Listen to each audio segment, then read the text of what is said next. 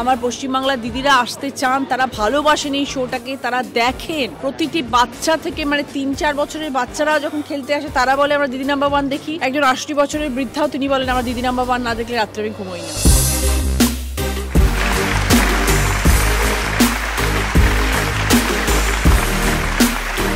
দিদি number 1-এর journey শুরু হয় 2009 থেকে, আর আজকে 2024 আর আমরা সেলিব্রেট করছি 1000 এপিসোড, 1000 পর্ব।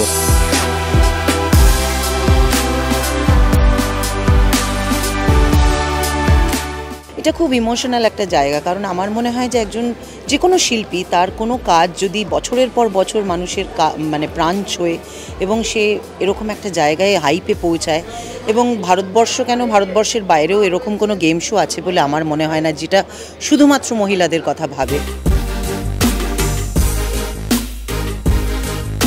এখানে অভিনয় করাই হয় না, এখানে কেউ অভিনয় করে না, এখানে সবটাই ন্যাচারাল। কারণ কোন দিদি আসবে, কি কথা বলবে আমরা কেউ জানি না। তো যখন আমি গিয়ে মঞ্চে দাঁড়াই তখন প্রথম দেখতে পাই সেই 4 জন দিদিকে। বাংলা দিদিরা একসাথে হাজার। That's a moment. Congratulations once again. দিদি নাম্বার 1 completing 1000 episodes. দিদি নাম্বার 1 মানে এটা শুনলেই একটা অদ্ভুত এনার্জি চলে আসে আমাদের সকলের মনে শরীরে, যখন বাড়িতে বলি যে দিদি নাম্বার 1 খেলতে যাচ্ছি। কি বলবো, একটা ইতিহাস তৈরি হওয়া, টেলিভিশনের পর্দায় 1001টা পর্ব এতগুলো সিজন ধরে হচ্ছে দিদি নাম্বার 1, তো সর্বভারতীয় ক্ষেত্রে একটা বিরাট বড় দৃষ্টান্ত।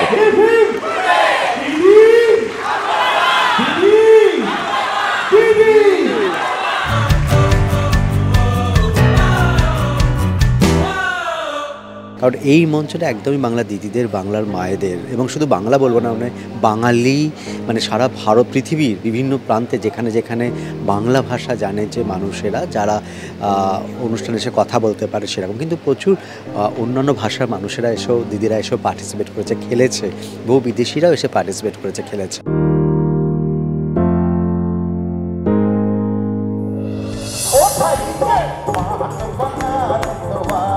সত্যি কথা বলতে কি আমার জীবনের অনেকগুলো বাঁক দিয়ে যখন আমি পেরোচ্ছি তখন থেকে কিন্তু দিদি নাম্বার 1-এ আমি আসি, এবং আজকে এতগুলো বছর ধরে দিদি নাম্বার 1-এর সঙ্গে অ্যাসোসিয়েটেড আমি। আর সেখানে তার সঙ্গে আমি বহুদিন যাবৎ যুক্ত। এখানে পারফর্মার হিসাবে এসেছি, পার্টিসিপেন্ট হিসাবে এসেছি, মানে গান গাইতে এসেছি। তো দিদি নাম্বার 1-এর সঙ্গে তো খুব পারিবারিক সম্পর্ক আমার।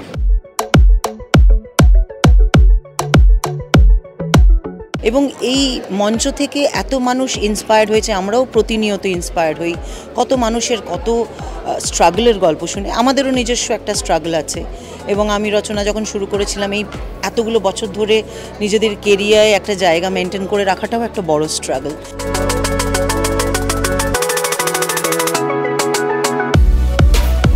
আমি হারাইনি তো কিছুই, পেয়েছি অনেক কিছু, অনেক নিজেকে সমৃদ্ধ করতে পেরেছি, অনেক কিছু জীবনে শিখেছি, চিন্তাধারা জীবনের প্রতি পাল্টে গেছে, মানুষের প্রতি চিন্তাধারা পাল্টে গেছে, নিজের জীবনকে অন্যরকম ধারায় নিয়ে চলে যেতে পেরেছি, বিকজ তার জন্য আমার শিক্ষাগুরু হচ্ছেন আমার দিদিরা।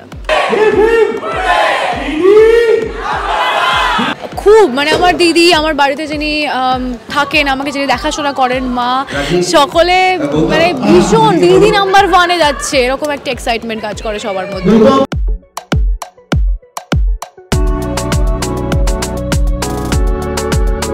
আমার মনে হয় সব কিছু মিলিয়ে আজকের ইমোশনটা ঠিক ভাষায় প্রকাশ করার মতন নয়। এটা বোধহয় শুধু উপলব্ধি করতে পারে যারা এতগুলো বছর খাটনি করে যাচ্ছে, কষ্ট করে যাচ্ছে, এবং প্রত্যেকটা দিন আমার কাছে অ্যাটলিস্ট অ্যাজ অ্যান আর্টিস্ট একটা নতুন চ্যালেঞ্জ। কারণ আমি মনে করি যে নাম করা একটা স্ট্রাগল, নাম হয়ে যাওয়ার পরে সেটাকে ধরে রাখা এবং প্রত্যেক দিন এতগুলো বছর ধরে সেটাকে ধরে রাখা তার থেকেও অনেক বেশি বড় লড়াই, এবং প্রত্যেক দিন আমাকে নতুনভাবে নিজেকে প্রমাণ করতে হয় যে আমি আছি। কি কি বলবে আজকে দর্শককে, কি বলবে 1000 পর্ব কমপ্লিট করেছে দিদি? দর্শক তো ওতপ্রোতভাবে যুক্ত এই অনুষ্ঠানটার সঙ্গে। আমি নিজের একটা ব্যক্তিগত অভিজ্ঞতার কথা বলবো। আমার মা আমার দেশের বাড়িতে থাকে, আমাকে বলেছে জানিস তো দিদি নম্বর 1 দেখার পরে এই যে এত দুঃখ, তোর বাবা চলে গিয়েছে, তারপরে তোরা ব্যস্ত হয়েছিস, আসা যাওয়া করিস, কিন্তু তারপরেও আমাদের থেকে পৃথিবীর মানুষের কষ্ট অনেক বেশি। সুতরাং আমাকে আরেকবার করে শক্ত হয়ে দাঁড়াতে সাহায্য করেছে দিদি নম্বর 1। কিন্তু তাদের জয়গান, তাদের ঘটনা, দৈনন্দিন জীবনে তাদের বিভিন্ন প্রতিকূলতাকে অতিক্রম করে তারা কী করে এগিয়েছে, সেই ঘটনাগুলোই আমাদের ইন্সপায়ার করে, মোটিভেট করে। এবং সেটাই মানে চলতে চলতে এমন হয়ে গিয়েছে, প্রতিদিন বিকেলবেলায় আমরা যেমন চা খাই বা প্রতিদিন বিকেলবেলায় যেমন সন্ধে হয় প্রতি বাড়িতে, সেরকমই এই অনুষ্ঠানটা একটা বাড়ির অংশ হয়ে গেছে, একটা ফ্যামিলি মেম্বার হয়ে গেছে। যে কোনো বয়স্ক, আমি আমার অনেক রিলেটিভদের বাড়িতে গিয়েছি, সেখানে অনেক বয়স্ক মানুষের এটা বলতে শুনেছি যে আজকে আমরা দিদি নামন, প্রতিদিন আমাদের বাড়িতে দিদি নামন দেখা হয়, দিদি নামন চলে। তো সেদিক থেকে দাঁড়িয়ে আমি বলবো যে এটা একটা দৈনন্দিন ঘটনা, আমাদের যেমন দিনের যে ঘটনাগুলো থাকে প্রতিদিনের ঘটনা, তার মধ্যে একটা অন্যতম ঘটনা বা অন্যতম একটা ইভেন্ট, মানে but it is a very daily ইভেন্টের মধ্যে একটা অন্যতম ঘটনা। 1000টা জাস্ট নাম্বার, এরকম আরও 1000 ফিরে ফিরে আসবে আমার মনে হয়, আমার বিশ্বাস। এবং ওটাই বলছি যে একজন আর্টিস্টের কাছে এটা অনেক বড় প্রাপ্তি, কারণ এতগুলো বছর ধরে পার্টিকুলার একটা টাইমে মানুষের কানে আমার গান পৌঁছে যাওয়াটা, এটা আমার মনে হয় যে কোনো অ্যাওয়ার্ডকে ছাপিয়ে যায়। এটা জীবনের শ্রেষ্ঠ award.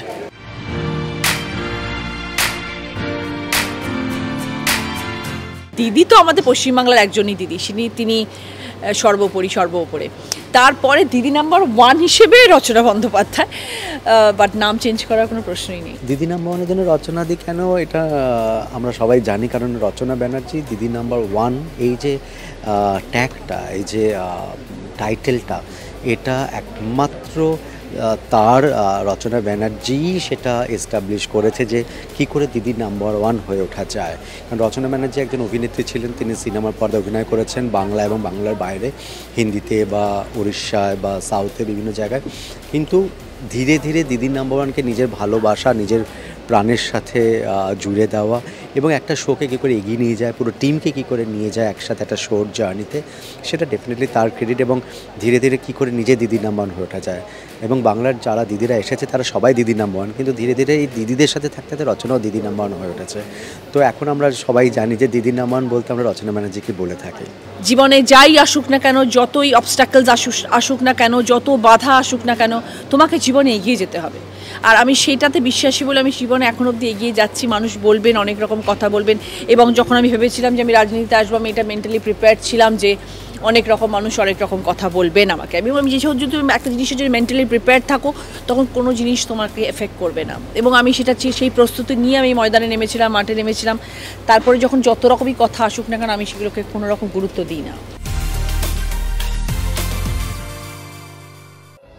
টলিউডের latest update, gossip and entertainment পেতে সাবস্ক্রাইব করুন শুধুমাত্র সিটি সিনেমা, আর ফলো করুন সিটি সিনেমার Instagram, Facebook, Twitter and ShareChat page.